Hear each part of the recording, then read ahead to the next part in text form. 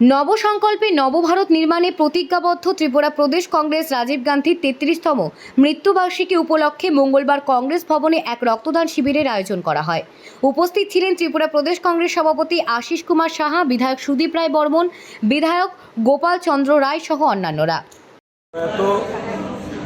ভারতরত্ন প্রাক্তন প্রধানমন্ত্রী রাজীব গান্ধীর 33তম প্রয়াণ বার্ষিকী এই দিনে প্রদেশ কংগ্রেসের পক্ষ থেকে জাতীয় পতাকা সহ দলীয় পতাকা উত্তোলনের মধ্য দিয়ে আমাদের প্রতিটা ব্লকে, প্রতিটা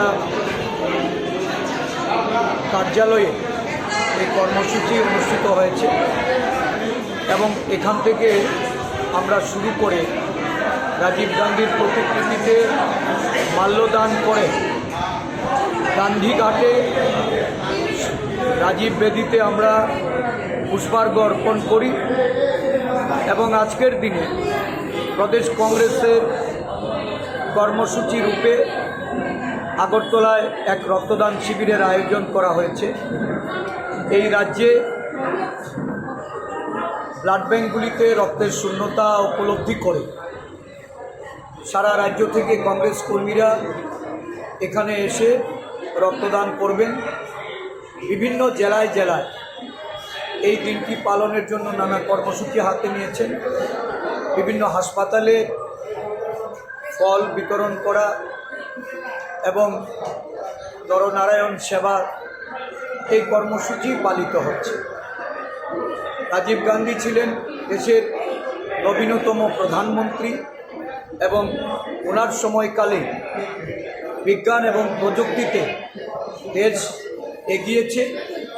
উনি ভারতবর্ষকে নিয়ে স্বপ্ন দেখতেন, ভারতবর্ষের যুব সমাজকে প্রাধান্য দিয়ে তাদের শিল্প বলুন, কৃষি বলুন, আমাদের দেশের পঞ্চায়েত রাজ ব্যবস্থার ব্যাপক ক্ষমতায়ন প্রদান করে পঞ্চায়েতি রাজ যে আইন সংশোধনের মাধ্যমে সারা দেশে প্রচলন করে যুবকদের অগ্রাধিকার দিতে ভোটাধিকারের বয়সসীমা 18 বছরে উনি নামিয়ে নিয়ে আসেন এবং প্রযুক্তিগত দিক থেকে আমাদের টেলিকমিউনিকেশনই হোক, আমাদের পরমাণু যে বিজ্ঞান, এই বিজ্ঞানের অগ্রগতি ওনার সময়কালে সারা দেশব্যাপী এটা হয়েছে।